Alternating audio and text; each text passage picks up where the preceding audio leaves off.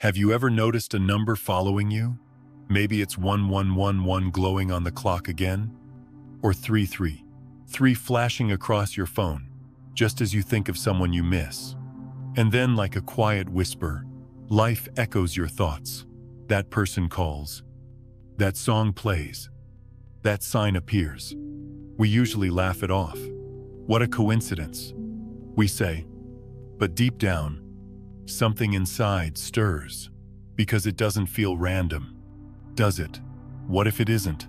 What if those repeating patterns are not accidents, but messages, threads, in a conversation between you and the universe itself? Synchronicity. That's the word Carl Jung used for these meaningful coincidences. But it's more than philosophy. It's how reality speaks in the language of your soul. You see, reality isn't a dead mechanism spinning indifferently in space. It's alive. It listens. It responds. Every moment, you're standing inside an intelligent field of consciousness, one that mirrors your inner world with astonishing precision. Every thought, every emotion, every belief you hold sends ripples through that field, shaping what returns to you.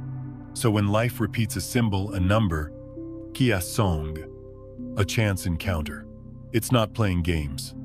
It's reflecting you. It's showing you what vibration you're broadcasting right now. Think of it like standing before a cosmic mirror. You smile. It smiles. You frown. It frowns. The mirror doesn't judge, it simply reflects. Synchronicity works the same way. It reveals, not punishes, not rewards, but reveals what's truly alive inside you. Sometimes those reflections feel magical. Other times, they sting. You meet the same kind of partner again and again, or the same opportunity slips away right before your eyes. That's not misfortune. That's information. The universe is saying, this pattern still lives within you. Are you ready to see it now? When you begin to listen rather than react, everything changes. You stop seeing random events and start recognizing rhythm. You stop asking, why is this happening to me? And begin to ask, what is this showing me? And that question, my friend, changes everything. Because synchronicity isn't separate from science. It's the bridge between psychology and quantum physics. Jung sensed it. Modern researchers now confirm it. Your consciousness doesn't end at your skull. It radiates an electromagnetic field extending beyond your body, constantly interacting with the quantum field that we call reality. At the quantum level, particles don't exist until they're observed. They remain in a cloud of infinite potential, waiting for awareness to collapse them into form. So when you notice something, when you give your conscious attention to it, you're literally shaping how reality arranges itself around you. This is why synchronicity feels personal, because it is your awareness participates in its creation. You are both the observer and the artist. But here's where most people stumble. They think synchronicity is the universe saying, yes, you're on the right track. And sometimes it is, but often, it's just the mirror. It reflects your energy exactly as it is, not what you wish it to be. If you're fearful, the reflections will echo fear. If you're in harmony, the world will flow with you like water finding its way home. Reality isn't rewarding or punishing. It's simply matching. So the real question is never, why won't life give me what I want? The real question is, what vibration am I offering? Imagine your consciousness as a radio transmitter. When your signal is clear, when your thoughts, emotions, and beliefs are aligned, life responds effortlessly. The right people appear. The right words find you. Doors open before you even knock. But when your frequency is full of static, when you think one thing, feel another, and secretly believe something else, reality mirrors the confusion. You get mixed signals, false starts, repeating lessons. The universe isn't ignoring you. It's waiting for coherence. So how do we become coherent? Not by effort, not by forcing positivity, or repeating affirmations that the heart doesn't believe. Coherence arises when we soften, when we breathe, when we stop trying to control life and start allowing it to move through us. Think of a river. It doesn't force its way downhill. It simply follows gravity's invitation. The more it relaxes, the smoother its flow becomes. You're the same. The more you relax into trust, the clearer the current of synchronicity becomes. Start by noticing. Gently, keep a small journal. Each time something coincidental happens, write it down, not just what you saw, but what you were feeling right before it appeared. You'll begin to see patterns emerge, personal symbols, phrases, numbers that form a private language between you and the field.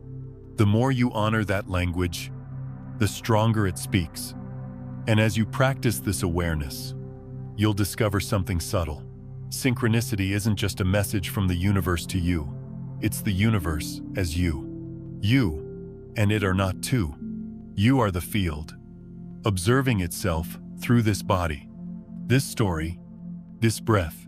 That realization dissolves the old idea of separation. You stop chasing signs because you become one.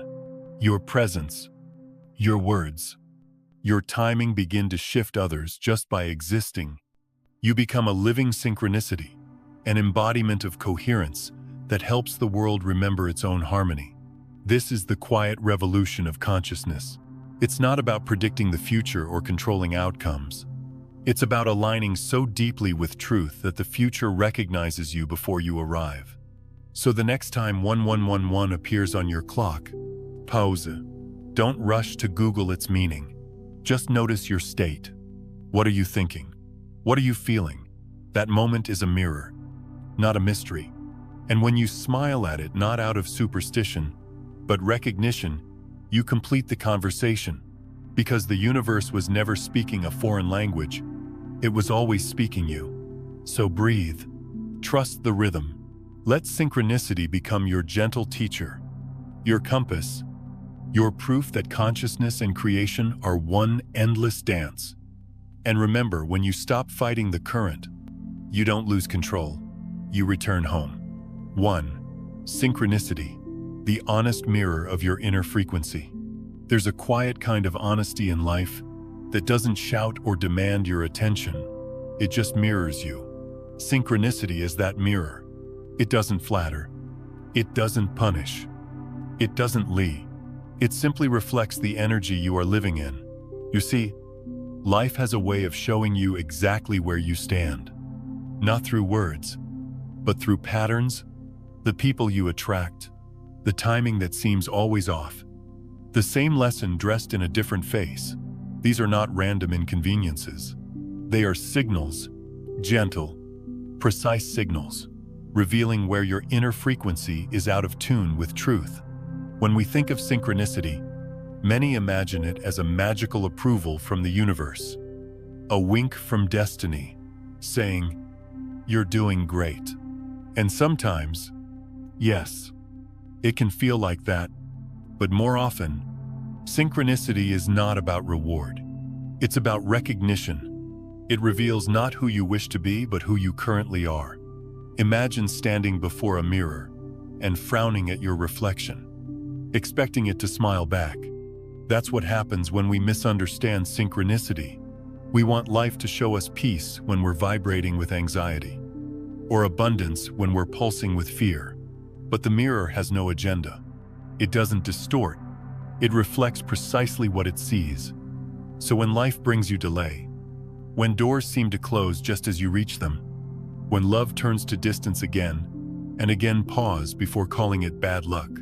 Those moments are not punishment. They are invitations. Invitations to slow down, to look deeper, to ask softly, what part of me is asking to be seen? What energy am I still carrying that no longer belongs to me? It takes courage to face what the mirror reveals, because truth is rarely comfortable. It strips away our justifications, our stories, our illusions of control. It shows us the hidden patterns that keep looping our reality, the relationships that mirror our old wounds, the opportunities that vanish when self-doubt takes the wheel, the silence that follows our avoidance. But that's where healing begins. Not in fixing, but in seeing. You cannot heal what you refuse to acknowledge. And synchronicity, in its infinite precision, keeps bringing the same reflection until you finally see it without defense. The moment you stop running from it, the mirror changes, not because reality suddenly becomes kind, but because your perception finally becomes clear. Think of it this way: the universe is not against you, it's for your alignment. Every repeated pattern is a teacher. Every delay is a correction, not a condemnation. Life isn't trying to hurt you, it's trying to harmonize you. When you treat synchronicity as feedback instead of fortune, it becomes your most compassionate guide. The partner who leaves isn't proof that you're unworthy. It's a reflection of the parts of you that still fear intimacy. The missed opportunity isn't fate being cruel, it's the universe aligning timing with your readiness. Sometimes the reflection feels harsh only because we're seeing our own resistance.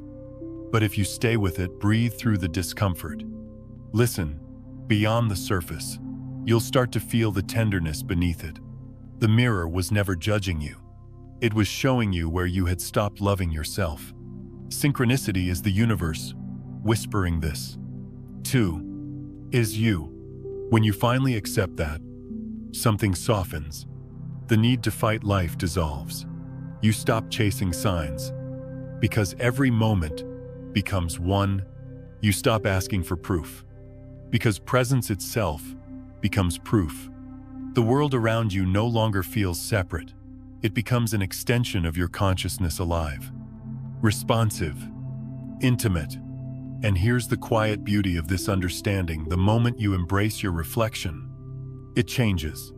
Not because the world shifted, but because you did. Your energy rearranges reality. The people who once triggered you lose their power. The patterns that haunted you no longer find resonance. Life stops echoing pain and begins to echo peace. This is not a spiritual cliché. It's physics of the soul. Energy meets its match. When you emit coherence, when your thoughts, emotions, and actions align, synchronicity responds with harmony. But when you broadcast fear, confusion, or denial, the world mirrors chaos.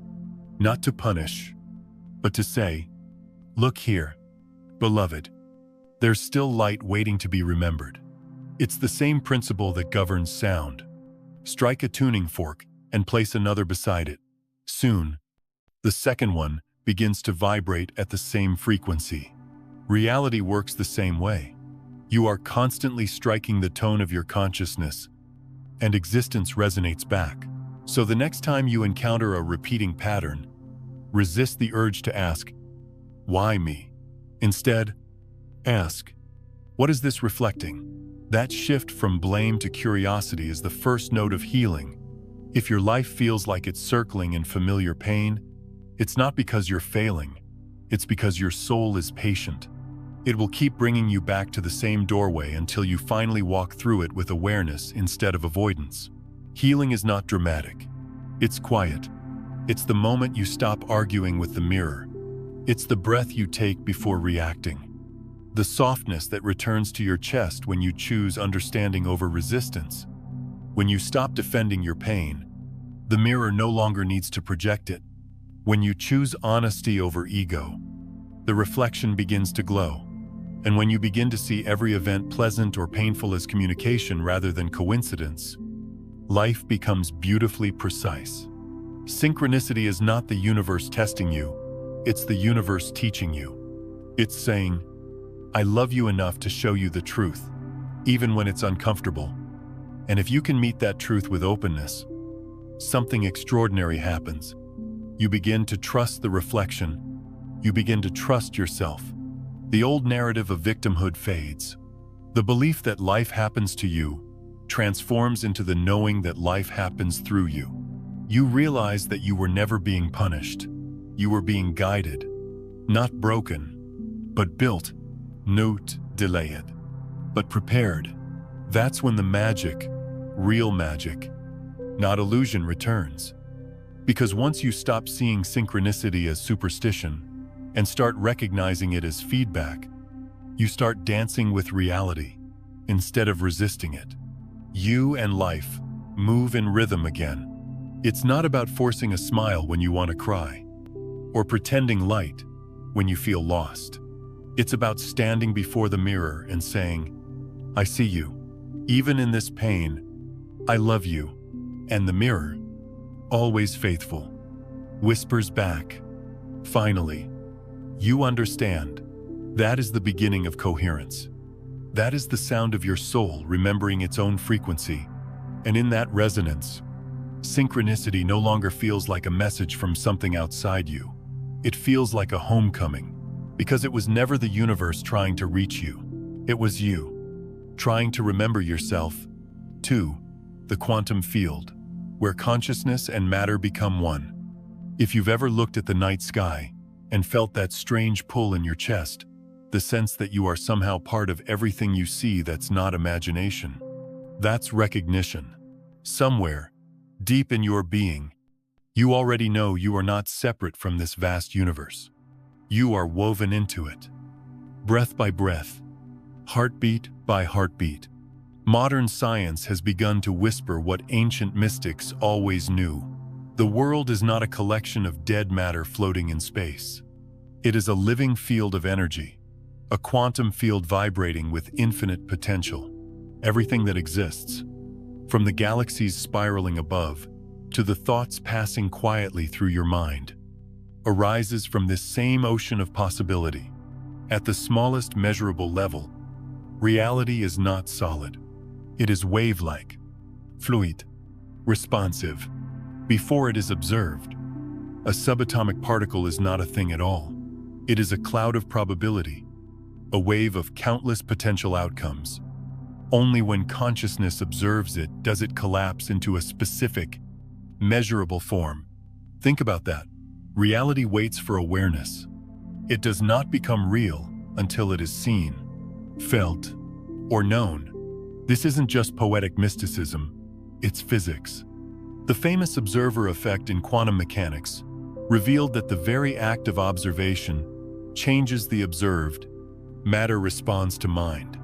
Energy organizes itself around attention. You are not a passive observer of a fixed world. You are a participant, a co-creator, constantly shaping reality through what you focus upon. Every thought, every feeling, every expectation is an interaction with this field.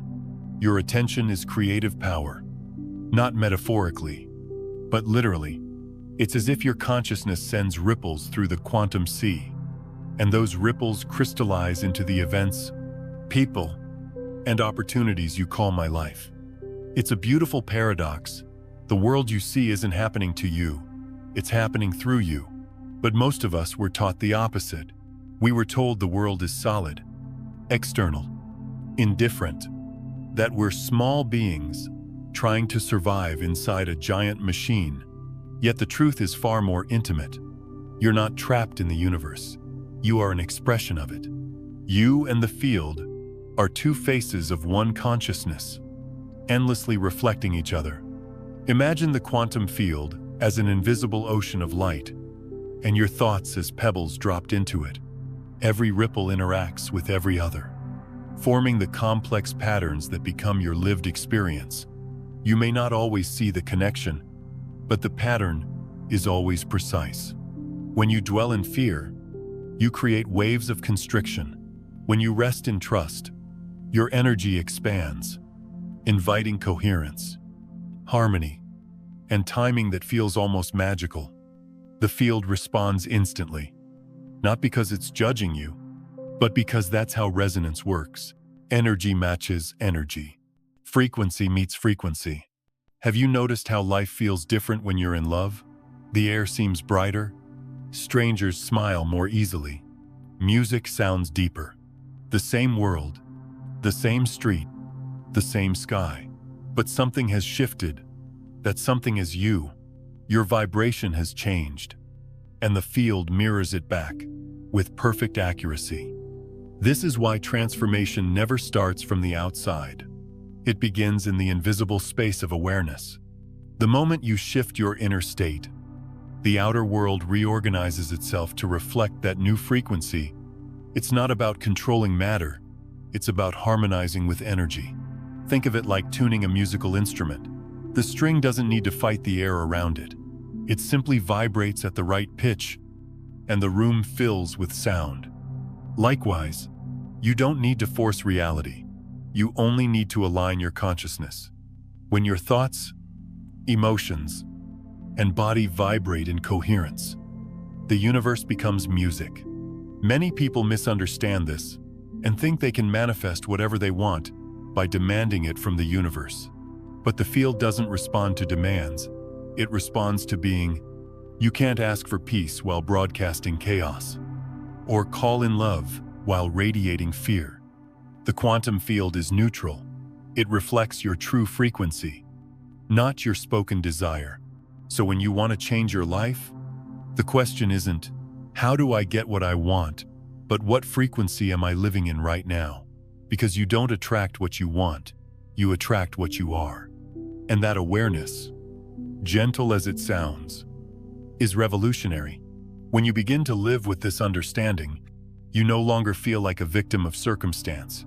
You stop blaming luck, timing, or other people. You realize that the outer world is the echo of your inner state. Life becomes a dialogue rather than a battle.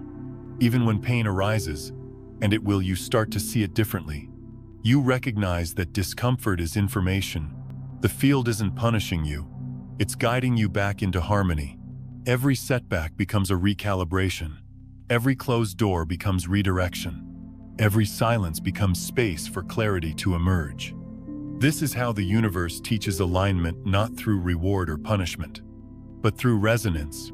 When your energy is fragmented, when your mind says one thing, your heart feels another, and your body carries a third.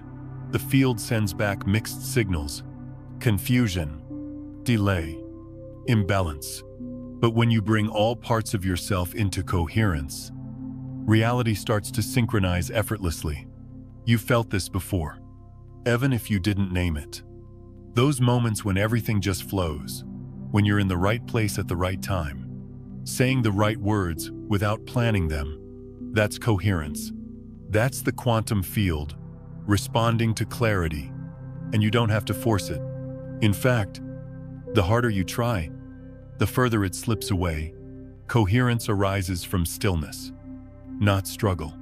It comes when you stop overthinking and start listening, because beneath the noise of thought, there's a deeper rhythm, the heartbeat of the field itself. Meditation, silence, gratitude, deep presence. These are not spiritual rituals. They're ways of remembering that rhythm. They allow you to tune your instrument back to the frequency of truth. You've probably noticed how nature lives in that state naturally. Trees don't rush their blooming. Rivers don't resist gravity. The wind doesn't force its direction.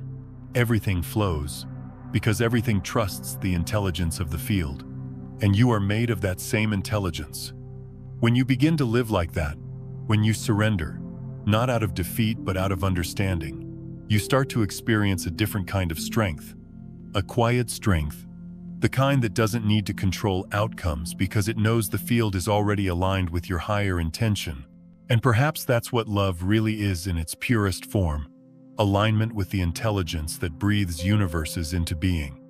When you rest in that awareness, the boundaries between mind and matter, self and world, start to dissolve. You realize that every star, every breath, every heartbeat is part of one continuous conversation, the universe speaking to itself through you. That's the real secret behind the observer effect. Not that your thoughts control reality, but that reality and thought are never separate. They are two movements of the same consciousness, flowing in and out of form, like the tide. So the next time you find yourself staring at the stars, remember, they are not light years away from you. They are within you, reflected through the mirror of matter. The same field that forms their light forms your heartbeat. The same intelligence that moves galaxies moves through your breath. You are not a fragment of creation. You are creation remembering itself. And in that remembrance, life ceases to be something you struggle to shape. It becomes something you allow, something you collaborate with, something that unfolds in perfect rhythm with who you truly are. When you understand this not just with your mind, but with your whole being, you begin to walk differently. You speak softer, you breathe deeper, because you finally see that you were never walking through the universe. The universe has always been walking through you. 3. Relearning the language of reality. There comes a moment in every seeker's life when words stop being enough, when the explanations, the teachings, even the books you once clung to, suddenly feel too small for the vastness you sense moving through your days. That's the moment you begin to notice that the universe never really spoke in sentences. It has always spoken in symbols. The language of reality is subtle. It doesn't use logic, it uses resonance. It doesn't shout, it whispers. It speaks through everything: a song on the radio, a feather landing at your feet, a stranger's kind glance, a dream that won't let you go. At first, these signs seem random, disconnected. You dismiss them, as most people do, as coincidencias. But slowly, if you listen with your heart instead of your mind, you begin to sense a pattern. You start to realize that every symbol, every encounter, is part of a living dialogue between your consciousness and the field that holds it. You are not imagining this conversation. You've just forgotten the dialect. Reality's language is vibrational. It doesn't care for grammar or words. It speaks in energy, emotion, timing, and reflection. It speaks to you in a way that only you can understand, because its vocabulary is built from the library of your own experiences. The butterfly might mean freedom to one person, but rebirth to another. The color blue may be calmness for you, but for someone else, it's sorrow. The universe doesn't use a universal codebook. It speaks in your private symbolism, shaped by your history, your memories, your deepest associations. That's why you can't rely on someone else's interpretation of your signs. No angel number chart.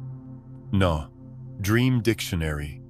No spiritual influencer can tell you what your synchronicities mean. They can only point you back to the only real interpreter, you. Learning this language again is not about decoding an external system. It's about listening to your own inner rhythm.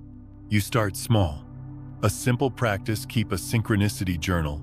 Every time something catches your attention, a recurring number, a word you keep hearing, a song that seems to follow you, write it down. But don't just record the event. Record the moment before it happened. What were you thinking? What were you feeling? Were you peaceful or anxious? Hopeful or lost? Were you asking for guidance? Even silently, when it appeared.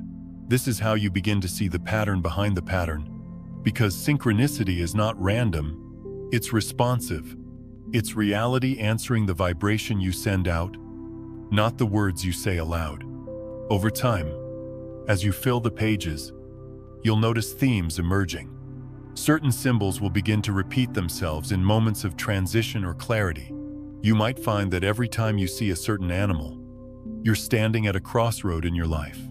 Or that certain songs appear when your heart is finally open enough to receive truth. This process isn't mystical, it's relational. You're building intimacy with existence itself. The more you pay attention, the more alive the world becomes. The leaves move differently when you're aware. The wind feels like a presence, the timing of a text, the words on a billboard. The way a stranger's laughter lands exactly when you needed lightness. All of it begins to feel deliberate. Not because the universe is playing tricks, but because you've finally tuned to its frequency.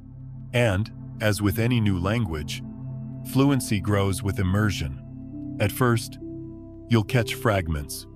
You'll notice a few signs and then forget them. You'll doubt yourself, wondering if you're just overthinking. But keep going. Doubt is part of the learning. Just as a child learning to speak stumbles and mispronounces words, you too are finding your way back to this sacred form of communication. Eventually, your perception sharpens. The connection deepens. You start having full conversations with the universe, quietly, through feelings, through synchronicities, through the precise timing of events that logic could never plan. It's like remembering a melody you once knew by heart. And here's the most profound part: as you become fluent, you realize this language was never foreign. It was your first language, the one your soul spoke before you learned human words. The reason you feel resonance when synchronicities happen is because your deeper self recognizes the pattern. It's how the universe reminds you we're not two. We are the same field, expressing through different forms. The practice of journaling isn't just about documentation, it's about transformation. When you start honoring synchronicities, you train your awareness to become receptive, sensitive, awake. You rewire your nervous system to notice subtlety, to live from presence rather than reaction. And something miraculous happens the more you listen. The more reality begins to trust you with its secrets. The signs become clearer, the timing more exact. You move from guessing to knowing. You'll find yourself guided not through voices or visions, but through a natural flow that feels unmistakably right. You'll know when to act and when to wait. You'll feel when something is aligned and when it's not, without needing to analyze why. This is how reality speaks to those who listen not in words, but in knowing. But to sustain that connection, you must stay humble. Don't try to control the conversation. The universe doesn't respond to commands. It responds to coherence. When you start demanding signs or doubting their absence, you fall back into noise. The true dialogue happens in stillness, in sincerity, in trust. Sometimes, the silence itself is communication. The pause between synchronicities is not abandonment, it's integration. The field gives you space to embody the message before sending the next one. When that happens, don't chase new signs. Instead, live the last message you received. Embody it until it becomes part of you. Only then will the next layer unfold. Learning the language of reality is not about magic. It's about mindfulness. It's about remembering that existence is always talking to you, through you, as you.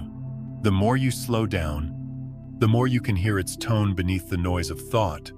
You'll start to realize that everything in your life, every person, every challenge, every joy is part of one continuous sentence.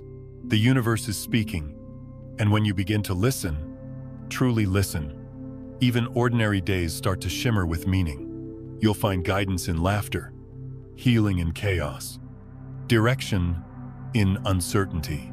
You'll stop waiting for grand signs and start recognizing that everything is a sign. Because reality doesn't speak only in miracles, it speaks in mornings, in sunlight on your skin, in the gentle rhythm of your breath. And once you understand that, once you become fluent in the quiet, you'll realize you were never waiting for the universe to speak.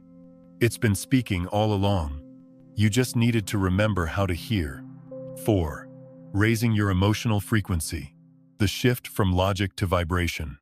There comes a point on this journey where knowledge stops being enough. You can read 100 books, watch every lecture, quote every teacher, but if your heart stays guarded, the signal you send into the universe remains distorted. The truth is simple. Though it humbles the mind, the universe doesn't respond to words. It responds to vibration. You might speak about peace, but if inside you're trembling with fear, what the universe hears is fear. You might pray for love, but if your nervous system is still defending against pain, what the field receives is resistance. The language of reality isn't spoken, it's felt. To raise your emotional frequency is not to be positive all the time. It's to return to coherence, to that natural harmony where your thoughts, emotions, and body all play the same note. When that happens, synchronicity becomes effortless. Life flows not because you've mastered control, but because you've surrendered into alignment. Let me tell you something I learned the hard way for years. I tried to think my way to peace. I believed that if I could just understand enough, I could finally feel safe. But the mind can't do the work of the heart. It can map the territory, but it can't walk the path. The path is walked through feeling, through learning to let emotion move freely again. Emotion is energy in motion. When it's suppressed, it stagnates, creating static in your signal. When it's allowed to flow, it becomes clarity, intuition, magnetism. You can't fake frequency. The field reads your truth instantly. So healing isn't about replacing bad feelings with good ones, it's about becoming honest enough to feel everything without resistance. When gratitude rises naturally, it changes the texture of your whole being. Not the kind of gratitude that's forced a list written to convince yourself you're grateful, but the kind that comes when you pause long enough to see how supported you already are. When you breathe deeply, when you notice sunlight on your skin, or the quiet pulse of your own heartbeat, something shifts. Gratitude isn't an emotion, then it's a recognition. I am alive, and life is holding me, even when I forget. From that state, the field reorganizes itself around you. Coherence begins to form. You start noticing small miracles, the right person calling at the perfect time, a delay that leads to a better path, an unexpected kindness that melts your defenses. This isn't coincidence. It's the magnetic pull of elevated emotion, aligning you with higher probabilities. Trust works the same way. When you stop trying to manage every outcome and instead rest in the awareness that you are part of a larger intelligence, life softens. The paradox of trust is that it doesn't require proof. It creates proof. You don't wait for the universe to show you safety before relaxing. You relax first. And then reality mirrors that safety back to you. That's how vibration works. You cannot receive what you don't embody. And then there's surrender, the most misunderstood frequency of all. People hear the word and think of defeat. But surrender isn't giving up. It's giving over. It's loosening the mind's grip and letting life breathe again. Imagine a river that has spent its whole life trying to push uphill. The moment it remembers gravity, it doesn't lose strength, it gains direction. That's what happens when you stop forcing. You move with the current of creation instead of against it. Each of these states, gratitude, trust, surrender, isn't something you do. It's something you allow. They already exist within you, waiting beneath the noise of analysis and self-protection. Your task isn't to create them, it's to quiet down enough to feel them. This shift from intellect to vibration is the bridge every soul must cross. It's where knowing transforms into being. The mind learns by collecting. The heart learns by releasing. The mind wants to hold. The heart wants to flow. And only through that flow does energy become light again. It's no coincidence that so many spiritual and scientific traditions converge here. The HeartMath Institute has shown that the human heart generates the strongest electromagnetic field in the body, thousands of times more powerful than the brain.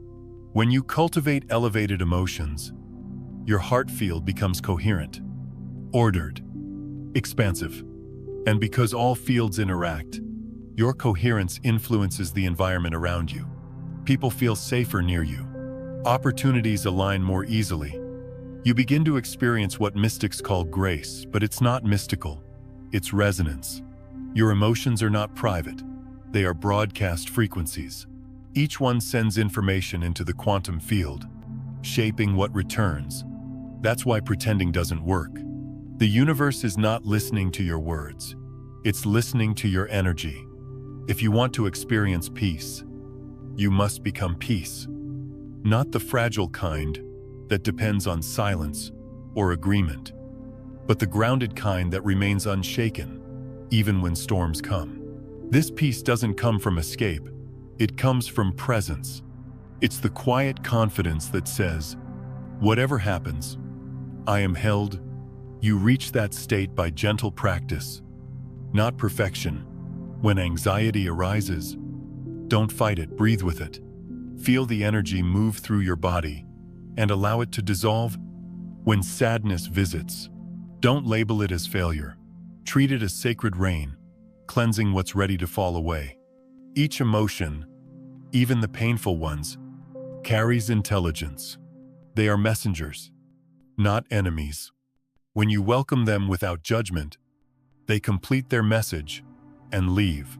As you continue this inner work, you'll notice that your external life mirrors it.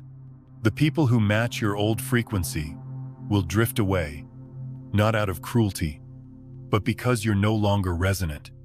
In their place will come new connections, people who feel like sunlight, who meet you with the same calmness you've learned to hold for yourself. This is the invisible architecture of transformation. It doesn't announce itself loudly, but one day you wake up and realize that the world feels softer. The air feels lighter. You laugh more easily. You recover from pain more quickly. You trust the unknown more deeply. These are not coincidences. They are signatures of coherence. When your inner world vibrates in harmony, synchronicity becomes as natural as breathing. Life stops being a series of disconnected events and becomes a seamless conversation. You no longer need to chase alignment, because you are alignment. You no longer look for signs, because existence itself becomes your sign. It's then you understand something quietly profound. Raising your emotional frequency isn't about escaping humanity. It's about embodying it more fully. Feeling deeply, loving bravely, forgiving freely. These are not spiritual luxuries. They are the physics of creation. You don't need to ascend away from life to find the divine. You just need to descend fully into it with an open heart, a relaxed body, and a steady trust that everything unfolding is part of your becoming. Because when your mind, heart, and body move in rhythm, you stop existing as a fragment and start resonating as a whole. And in that wholeness, synchronicity stops being an exception. It becomes your way of breathing. 5. Relationships, the perfect mirror of energy. There's a quiet truth that most of us resist until life insists on it. Every person you meet is a mirror, not a coincidence, not a mistake, a reflection. Each soul who crosses your path, whether they stay for a lifetime or only for a fleeting moment, is reflecting some aspect of your own consciousness back to you. Some mirrors show your beauty and light. Others reveal the wounds you'd rather not see. But all of them are teachers in disguise. We like to think relationships are about two people finding harmony. In reality, they're about energy, finding recognition. You don't attract people through appearances or words. You attract them through vibration. And because vibration seeks coherence, you will always meet those whose energy resonates with something unresolved or radiant inside you. That's why the person who makes you angry is rarely your enemy. They're a messenger of your own suppressed power. Their behavior might ignite your frustration, but beneath that irritation lies a deeper truth. You are being shown where you have abandoned your own authority. The anger you feel is not asking for revenge, it's asking for reclamation. And the one who hurts you, who seems to open the same old wound again and again, is revealing where you still withhold love from yourself. Pain in relationships isn't punishment, it's illumination. It shows you precisely where your self-worth has cracks, where your boundaries are blurred, where your inner child still believes they are unworthy of care. The people we meet do not break us. They expose where we were already fragile. They peel back the layers so we can finally heal what's been hiding beneath. This realization doesn't come easily.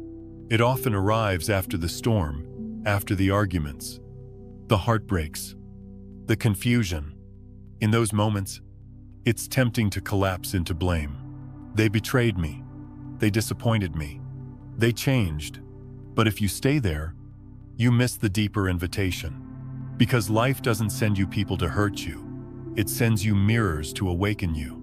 When you shift your perspective from, what did they do to me, to what are they showing me about myself, you step out of victimhood and into sovereignty. You stop reacting and start understanding.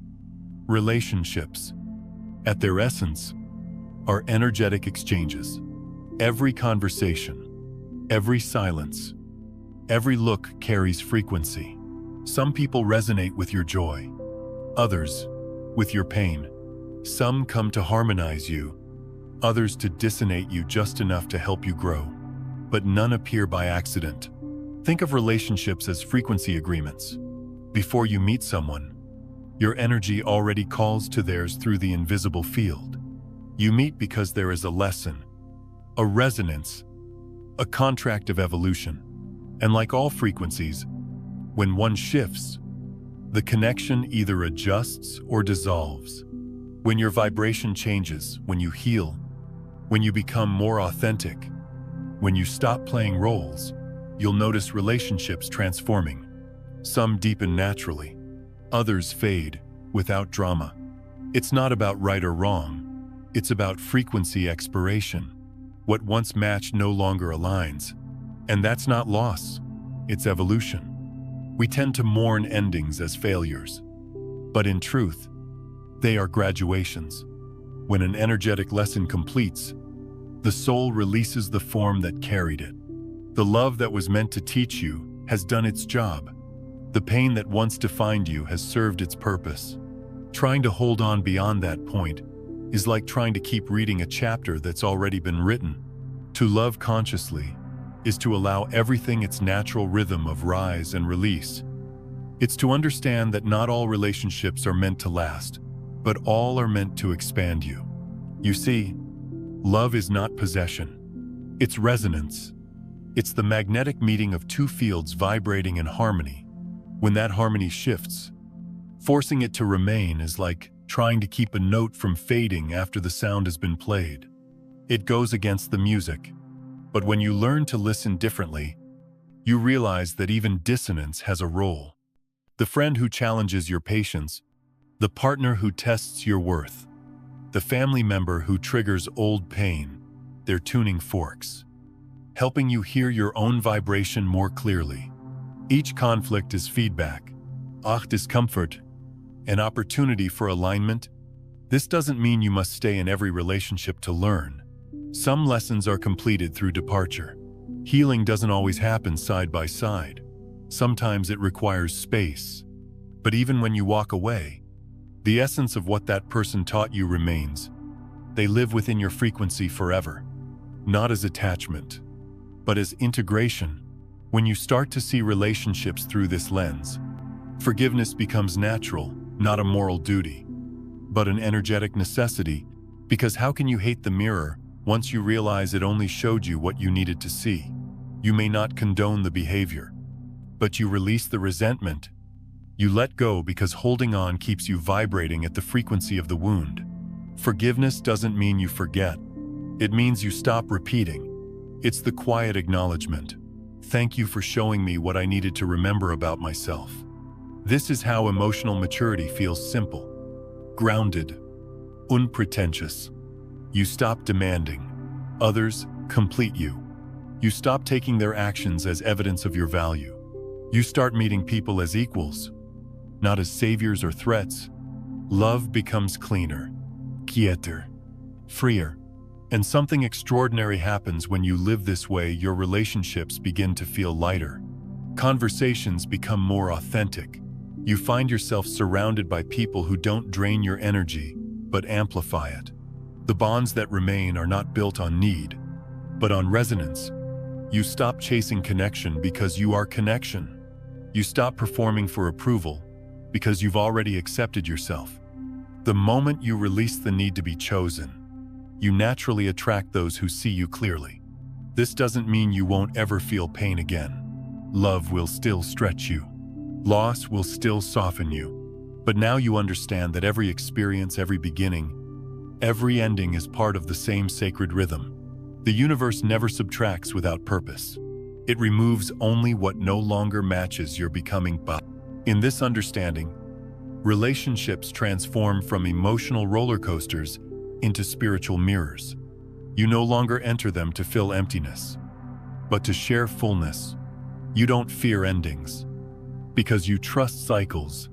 You don't cling to people. Because you trust energy.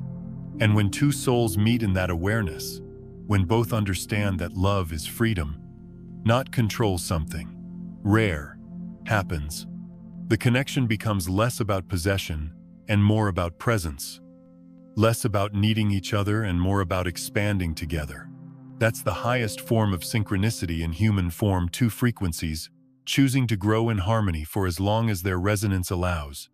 And when the day comes that those frequencies diverge, you part not in bitterness, but in quiet gratitude, knowing that no true meeting is ever wasted, and no real love ever ends. It simply changes form. As all energy does, in the end, every relationship, whether joyful or painful, is a conversation between your soul and the universe. And every person you meet is a sentence in that language of light. When you finally understand that, you stop asking, "Why did this happen to me?" You begin to whisper, "Thank you for showing me myself." And in that whisper, you become free. 6. The 3 types of synchronicity. 3 ways the universe speaks. There are moments when life feels strangely precise, when events align so perfectly that you can't help but pause. Maybe a word you were just thinking of appears on a billboard, or someone calls right after you dream about them. Maybe a door closes so abruptly that it leaves you breathless, only to open another one in the most unexpected way. At first, these moments seem like coincidences, but the more conscious you become, the more you realize synchronicity is not random. It's communication. The universe speaks, not in sentences or voices, but through patterns, through timing, energy, and alignment. You could think of these synchronicities as different tones in the same cosmic conversation. Sometimes the tone is soft and affirming, sometimes corrective, and sometimes so powerful it changes everything you thought you knew. I call them the 3 kinds of synchronicity: confirmation, correction, and turning point. Confirmation: the universe's gentle yes. You know this feeling. It's that quiet hum of resonance when everything flows with ease. You're thinking of making a change, and suddenly signs of encouragement begin to appear. The right people cross your path. The timing feels effortless. Your inner world feels spacious and alive. It's as though the universe is saying, "Keep going. You're aligned." Confirmation synchronicities feel light, expansive, and natural. There's no tension in them, no struggle. It's the open parking spot right when you arrive, the unexpected opportunity that aligns perfectly with your vision, the sense of peace that arrives uninvited in the middle of uncertainty. These moments don't happen because you're lucky. They happen because your energy, intention, and action are coherent. You're not chasing life. You're harmonizing with it. The current is carrying you instead of you trying to swim upstream. When you experience this kind of synchronicity, it's important to pause and acknowledge it. Gratitude amplifies coherence. By recognizing these signs, you strengthen the dialogue with reality itself.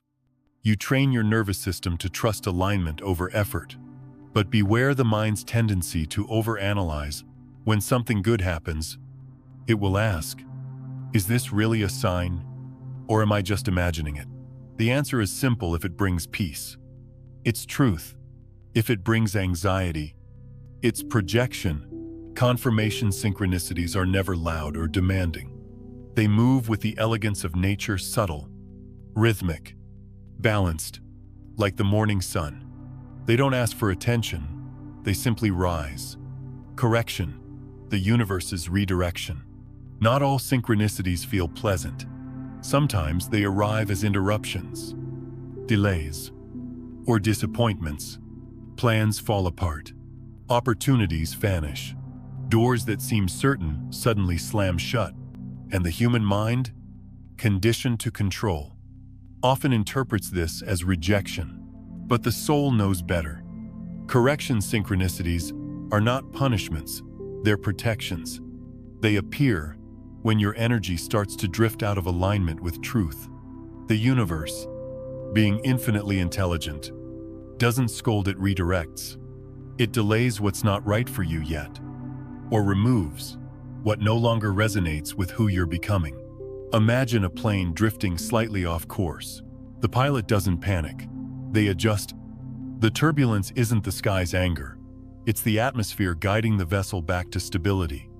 In the same way, when your frequency slips, when fear, impatience, or ego lead the way, the universe creates gentle friction to bring you home to balance. This kind of synchronicity might show up as no, the job that doesn't work out, the relationship that fades, the plan that unravels at the last minute. It can feel cruel in the moment, especially when you've invested your hope, but time always reveals the kindness behind it. You begin to see that what left wasn't meant to punish you, it was making space for what was actually aligned. Looking back, you realize that every delay was mercy disguised as chaos. Every closed door was the universe saying, "Not this way. There's a better route." The trick with correction synchronicities is not to resist them. Resistance only prolongs confusion. Acceptance allows clarity. When something falls apart, instead of asking, "Why is this happening to me?" ask, "What part of me is being asked to realign?" It's humbling, yes, but also liberating, because once you stop fighting the course correction, you realize life was never working against you. It was always conspiring to lead you to coherence. Turning point, the universe's awakening call. Then there are the rare moments when synchronicity doesn't just nudge or redirect, it transforms. These are the quantum leaps, the thresholds between old worlds and new. Everything intensifies, signs cluster. Timing accelerates. Coincidences multiply until they feel like orchestration. You might meet someone who changes the course of your life. You might stumble upon a book, a teacher, a realization that rearranges your inner universe. These synchronicities feel electric. They often arrive during periods of deep surrender or great turmoil, times when your old self is dissolving and a new frequency is emerging.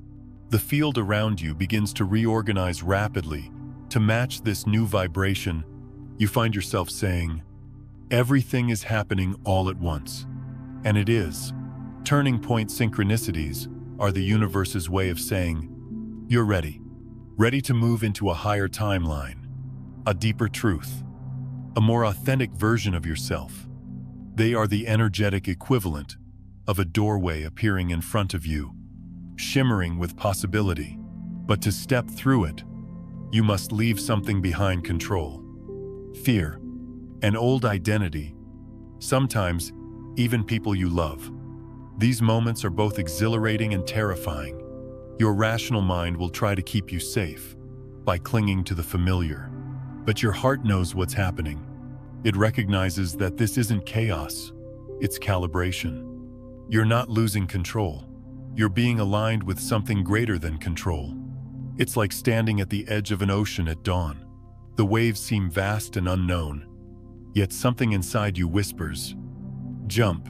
You belong here." And when you do, when you surrender fully, synchronicity stops being an occasional phenomenon. It becomes a way of life. You begin to live in continuous alignment, where every thought, every interaction, every coincidence feels meaningful. You're no longer decoding signs, you are the sign, listening to the language beneath the patterns.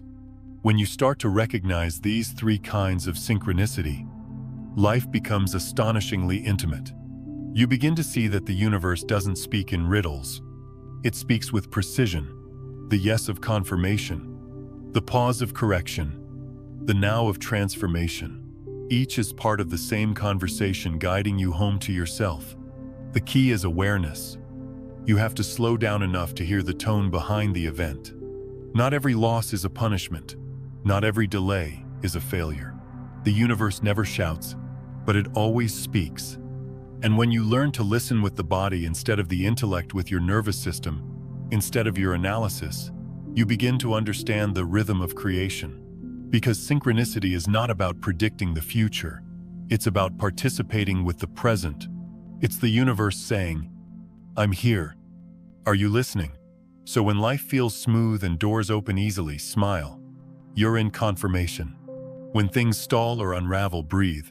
You're in correction. When everything changes all at once, trust. You're at a turning point. No phase is better than the other. They're all expressions of one intelligence moving through you, refining your energy until it matches truth. And if you can walk through them with openness, with curiosity, instead of fear, something profound happens.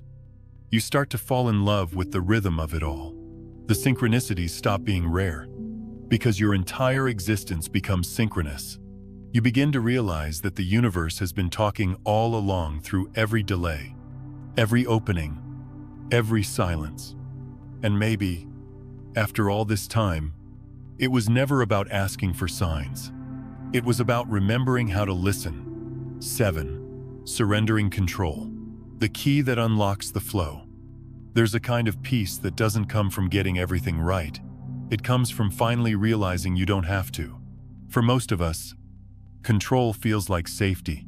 We plan, we push, we try to make life bend toward our expectations. But the more we grasp, the more rigid things become. The current that once carried us begins to still. What we call stagnation is often nothing more than the universe waiting for us to release our grip.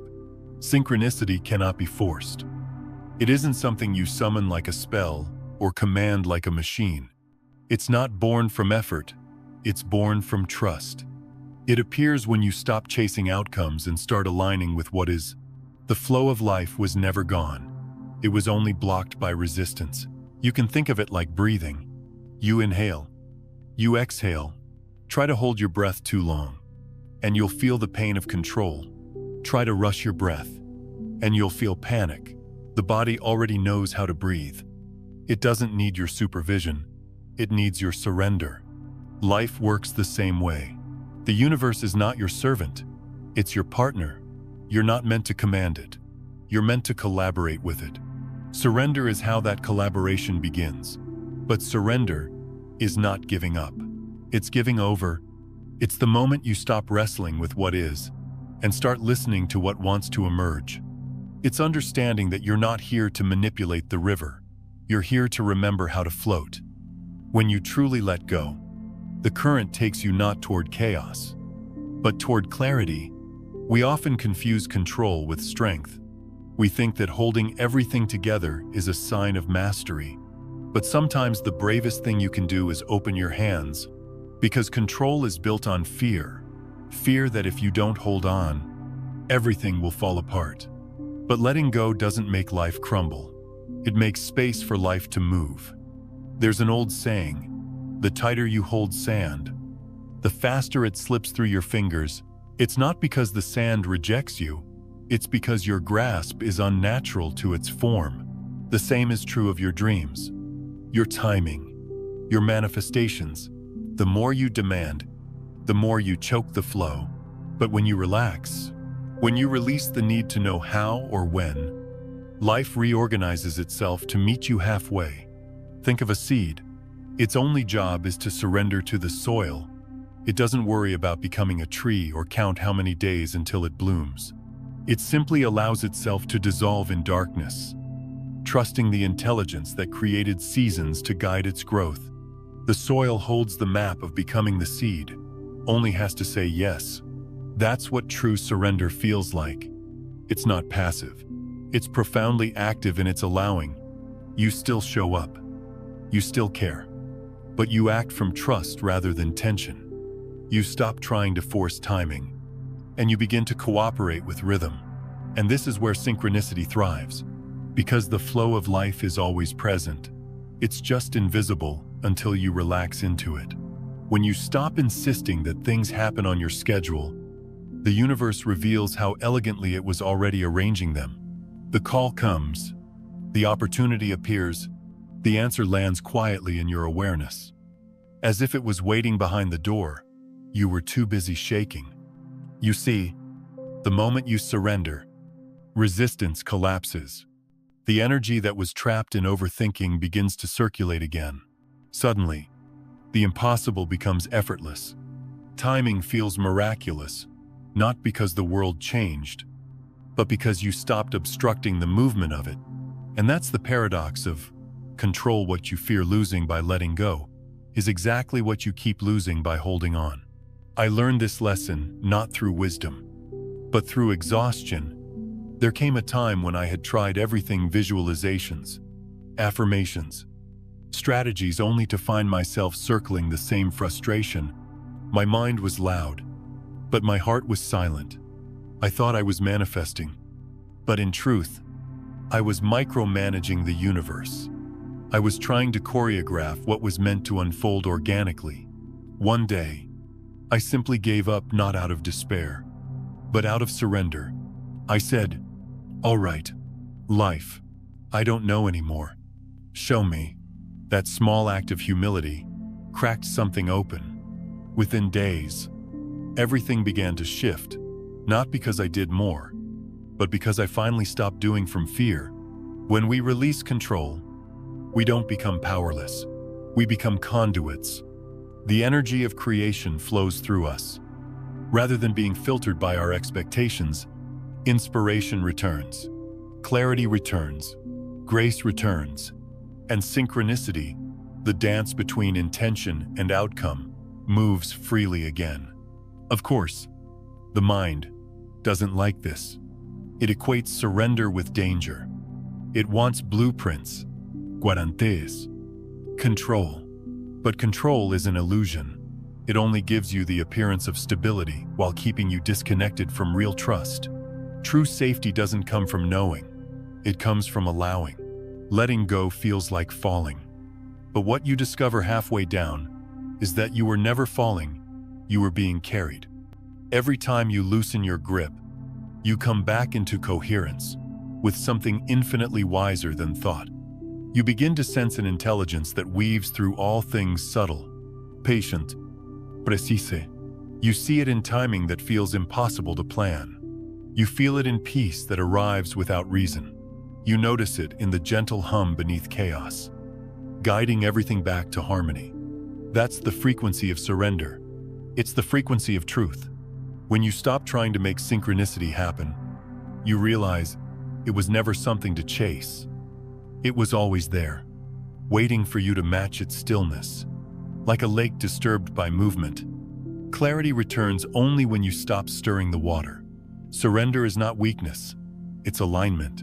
It's the art of stepping aside, so life can express through you. And when you live this way, you begin to see that there was never a conflict between your will and the universe's will. They were always one. Your desires, when stripped of fear, are the universe's desires expressed through you. So when the path twists unexpectedly, trust it. When things take longer than you planned, honor the timing. When nothing seems to move, rest. You are not behind. You are being recalibrated. Life is preparing you for a rhythm you haven't yet learned to dance to. In the quiet after letting go, synchronicity blooms like spring after a long winter. The current picks you up again, not because you fought for it, but because you finally stopped fighting against it. And as you float, you realize the river was never trying to drown you. It was trying to carry you home. 8. Breathing with the universe, expanding beyond the self. There comes a point in your journey where the question shifts. You stop asking, "What is the universe trying to tell me?" and begin to whisper, "What if I am the universe?" Speaking, that's the threshold, the place where separation dissolves. It's the moment you realize that synchronicity was never a message sent to you. It was life recognizing itself through you. The butterfly on your path, the song on the radio, the perfect timing of a stranger's kindness. None of it was external communication. It was your own consciousness mirrored back in form. At that depth, synchronicity stops being an event. It becomes your natural state of being. You don't chase signs, because you've become one. When you reach this level of awareness, something quiet but profound happens inside you. The noise of me softens. The urgency to decode, to analyze, to control fades. You begin to breathe differently. more slowly, more openly. You start moving through life as if you are part of its heartbeat, not apart from it.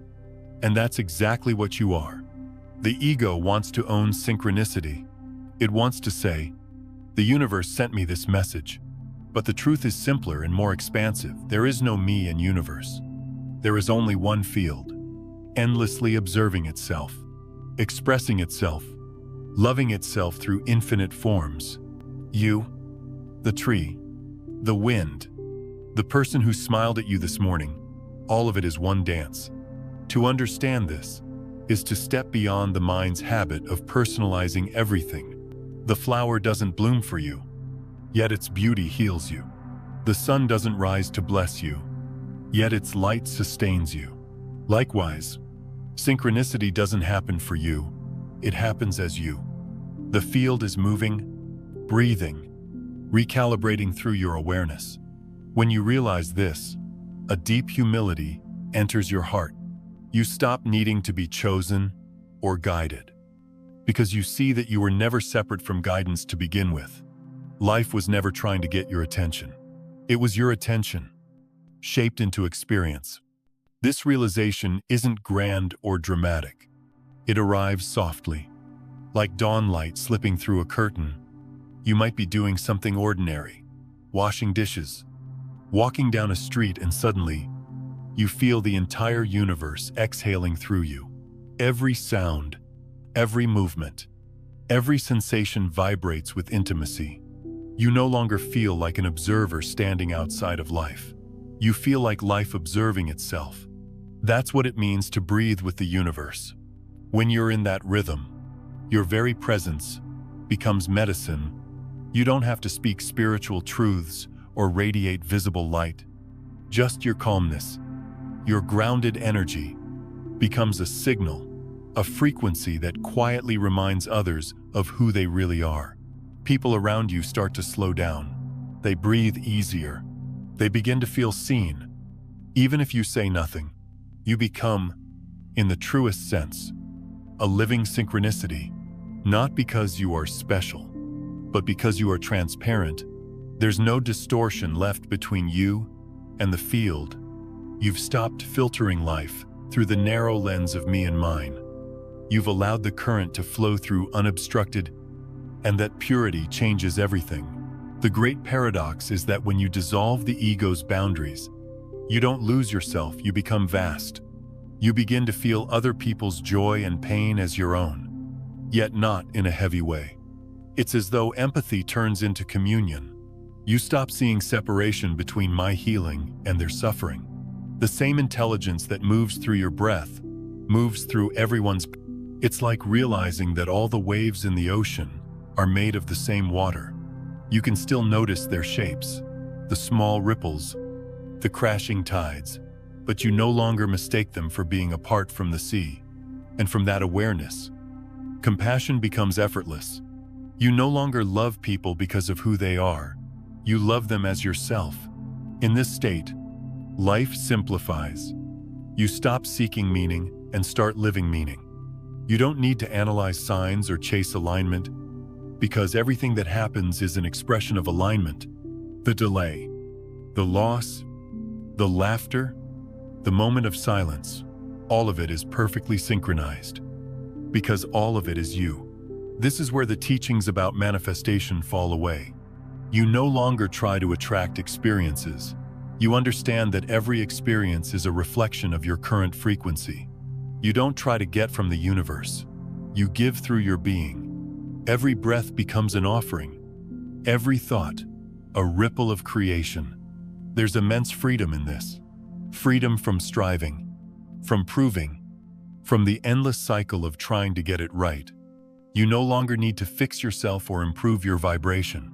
You simply remember who you've always been. Consciousness expressing itself through the temporary form called you. When you live from that remembering, life ceases to be a problem to solve. It becomes a movement to trust. You wake up each morning not asking, "What should I do?"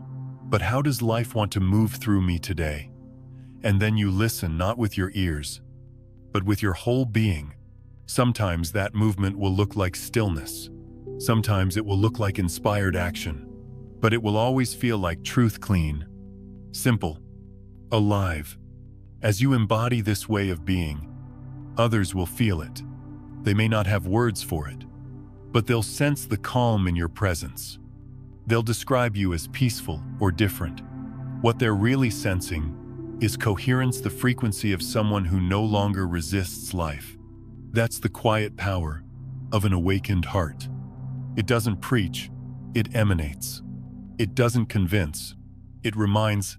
You don't need to tell people how to find the light. You become the reminder that the light was never lost. And this is perhaps the most beautiful part of the journey, when you merge with the rhythm of the universe.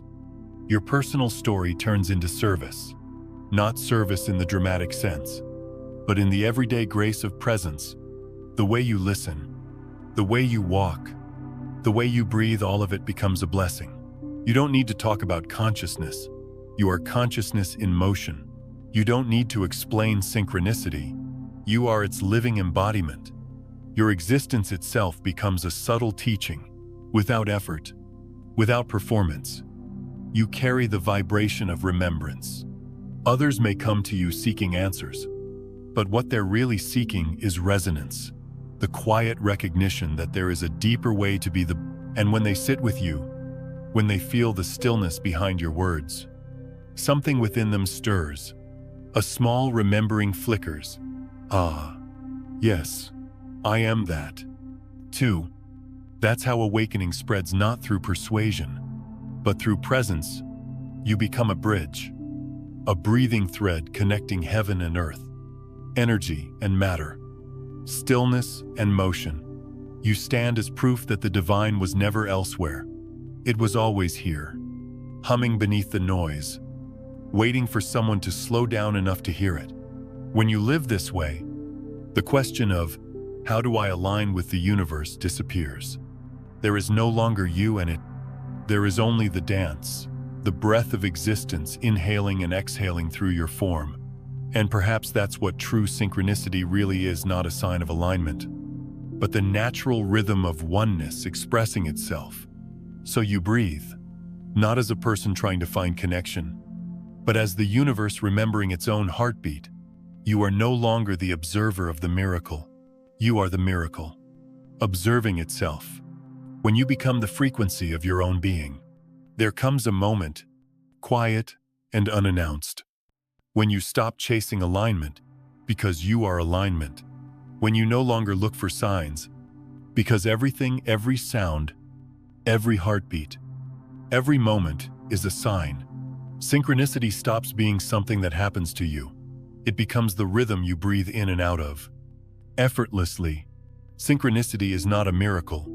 It's not a privilege reserved for the lucky or the enlightened.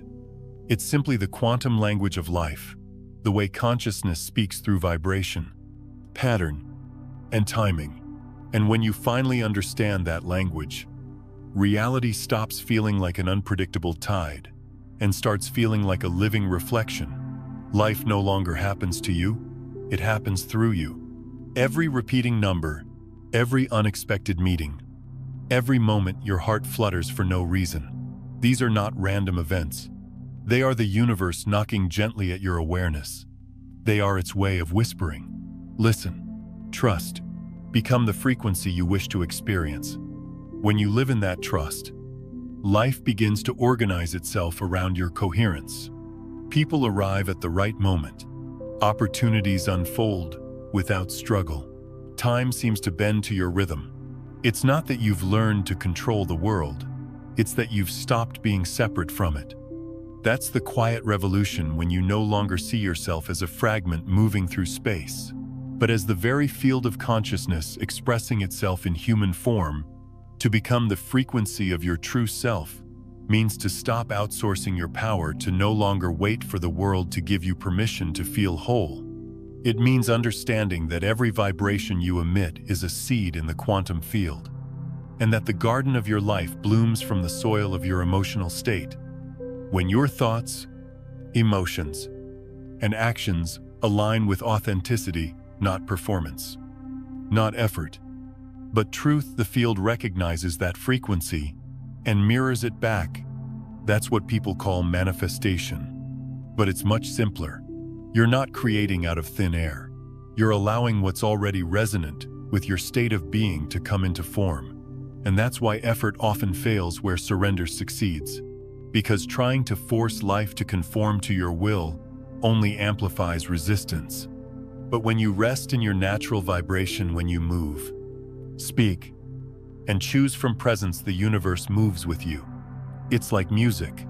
You can't force a symphony into harmony by shouting over the instruments. You find your note, your tone, your true sound, and you let it ring. Once you do, the entire orchestra of existence begins to adjust to match your frequency. This doesn't mean life will always be smooth or predictable. Storms still come, seasons still change. But even in chaos, you begin to sense a pattern, a deeper order beneath the noise. You see that the things once labeled as bad were never punishments. They were realignments. When you live as frequency, you understand that every experience serves your evolution. The heartbreaks, the losses, the delays, they're all part of your refinement. Each one tunes your energy closer to truth, closer to the resonance of love that has always been your home. That's the essence of synchronicity. It's not magic, it's intimacy. It's the recognition that the universe is not somewhere out there. It's right here, in your breath, in your awareness, in the pulse that beats behind your ribs.